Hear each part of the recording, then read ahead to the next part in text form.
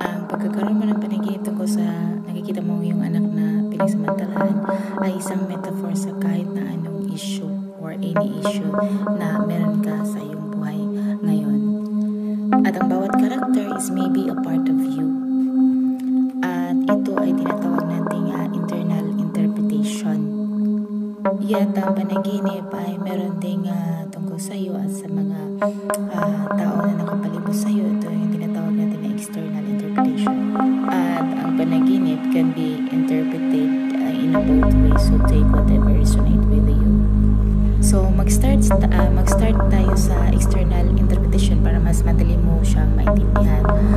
Ikaw ba ay nasa past or nasa